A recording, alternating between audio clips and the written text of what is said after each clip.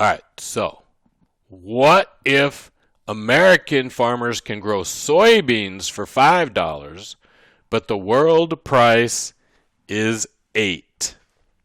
Ooh. Ooh, ooh, ooh, ooh, ooh. Okay? What if? So again, let's suppose that American farmers were growing soybeans for $5 a bushel, and American consumers were buying 3 billion bushels of soybeans, and there's no trade, and it's just the way the world is. And then one morning, and you're saying, well, I don't eat soybeans. Soybeans are the #1 crop grown in the United States. They have all kinds of uses there and all kinds of things. You may not even realize that you're consuming soybeans all the time. Okay, they're the #1 crop in the world. They're mostly used to feed livestock. So your soybeans are probably going to feed, when you eat meat of various kinds, that soybeans are in that meat. Okay? But ignoring that, what happens if all of a sudden we open up trade and American farmers now realize they can sell their soybeans on the open global market for $8? Okay? Well, two things are going to happen. We have the supply curve again, the purple line. If I can get $8 for my soybean instead of $5, I'm going to grow more soybeans. So U.S. production of soybeans is going to increase. At the same time, we can look at the demand. We can look at the consumers. The consumers were paying $5. Now they got to pay $8. The consumers of soybeans are unhappy. If you were a cattle rancher and you were buying soybeans to feed to your cattle, you're not really happy right now that your price went from $5 to $8. So the U.S. is going to consume 2 billion bushels of soybeans, where it was 3, but American soybean producers are growing 4 billion bushels. What are we doing with those extra 2 billion bushels? Well, now we're exporting them. So we're going to export 2 billion bushels of soybeans. U.S. consumers are worse off. U.S. farmers are better off. And again, the amount that farmers are better off is more than the amount that consumers are worse off. We can compensate the consumers for losing, and the farmers are still better off. So free trade makes society better off. Okay? Either way, whether we're exporting or importing, assuming we have a competitive market, assuming that all these things are true, and we'll talk about what happens when these things are not true in a minute, but assuming that all these things are true, that we believe that we have a free, open, competitive market, doesn't matter whether we're importing or exporting, we make or can make everyone better off by trading. Okay? This is the fundamental lesson of Smith and Ricardo and all those guys. We make ourselves better off by specializing and trading. So if these two graphs both happen at the same time, we're growing less wheat, we're growing more soybeans, so maybe some of the wheat farmers who got displaced become soybean farmers. They're better off. The only people who are worse off at the beginning here are necessarily U.S. consumers of soybeans, but there's a way we can compensate them and still make everybody better off. Okay? That's the lesson. That even though global prices are above or below what domestic prices would be in the absence of trade, we can still make everybody better off by trading. Okay? And I know that we keep hammering this at you, and a lot of people are like, no, that's not right. There's assumptions behind this, right? This is a competitive market. It's a free and competitive market. The governments of the two countries are not trying to control what's going on. There aren't rules and barriers and things, and we'll talk about those rules and barriers and things. This is what happens if we really have a free and open trade system. Okay? All right. So, unfortunately, we do not have a free and open trade system. We have a whole bunch of ways that trade is restricted, and I'm going to run down this list briefly, and then we're going to talk about them more in depth. We tax imports. Taxes on imports are called tariffs. They're also called duties, D-U-T-I-E-S, duties. Aside from tariffs, if you read the Constitution doesn't say tariff, it says duty. Taxes on imports.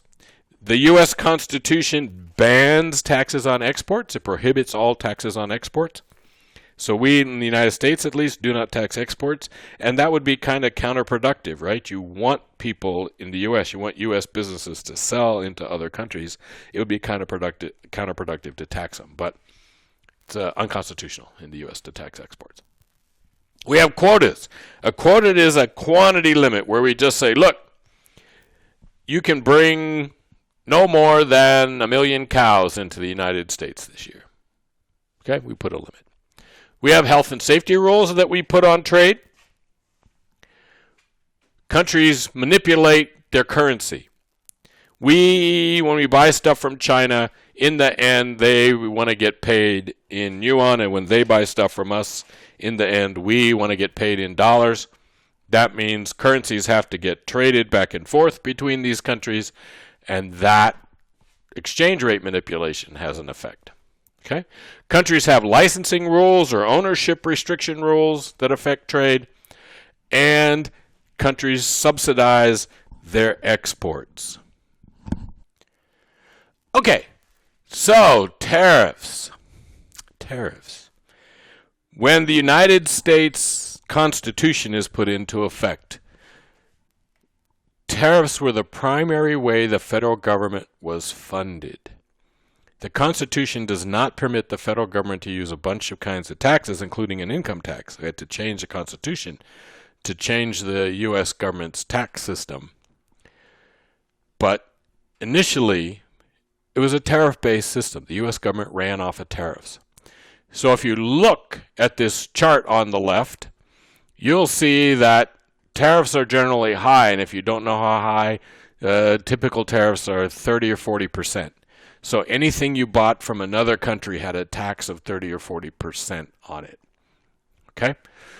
And that money was used to run the government. Now, there are other periods where tariffs are very high. So, for example, we have the Tariff of Abominations, which wasn't called that by the people in the North. It was called that by the people in the South. It was designed to make southern cotton planters use northern plants to make their cotton into yarn or into cloth and not sell it to England. The southerners didn't like that because the northerners paid lower fees than the British did. It was better, more profitable to sell your cotton to England, but people in the North wanted the South to have to sell to the North, and so they put in this Tariff of Abominations. We lowered tariffs back down, then we raised tariffs back up to help pay for the Civil War. Then tariffs go back down again. When the Great Depression starts, we try to use tariffs to stop the Great Depression from happening. It doesn't work. In fact, tariffs make the Great Depression work, the Smoot-Hawley tariff. Then, particularly after World War II, we lower tariffs way, way, way, way low, so that the average tariff in the United States prior to recent years was in the 3 to 4% range. There were tariffs that are higher, and there are a lot of things that had no tariffs, but the average turned out to be, 3 or 4%. Okay? We have agreements that were designed to lower tariffs. So at the end of World War II, something called GATT, which is the General Agreement on Tariffs and Trade, was passed, which involved more than 100 countries in the world getting together and agreeing to lower their tariffs. GATT morphed into something called the World Trade Organization, which is another organization of over 100 countries that's designed to promote free trade. WTO in the modern world is kind of maybe dying, irrelevant, but it's still there. And there's still technically a desire by the major countries in the world to have free trade, though they say it more than they do it. All right, so what's the effect of a tariff? Well, let's again now suppose that we were growing wheat for $5 a bushel, and then we opened up and had free trade, and the free trade price, the world price, was $3 a bushel, and that forced a lot of American farmers to stop growing wheat. So the government decides to put a tax on imported wheat to give an advantage to American farmers. Okay? So we have a brown line here. That's the price with the tariff. So we've raised the price, right? We raised the price by adding a tariff. All right? So when we're having free trade, the U.S. produces 2 billion bushels, and the U.S. was consuming 4 billion bushels. Now, when we raise the price, U.S. producers are going to produce more because now there's a higher price. We're going to slide up the supply curve. U.S. producers are going to produce more wheat. U.S. consumers, though, are going to want to buy less wheat. So what's happening over here is the consumers are buying less. U.S. producers are producing more. And what's that mean for us? It means that the amount of imported wheat is only that much now. This is how much wheat gets imported. We were importing all of that, and now fewer imports. So the tariff had the effect that was intended.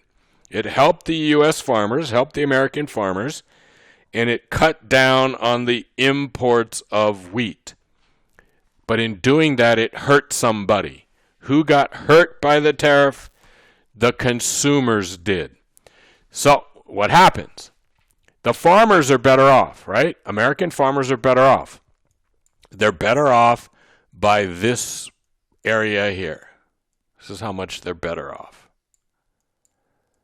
Okay? So all of this is the gain to American farmers from the tariff. But how much did consumers lose? Well, consumers were here. Now they're here. That means the consumers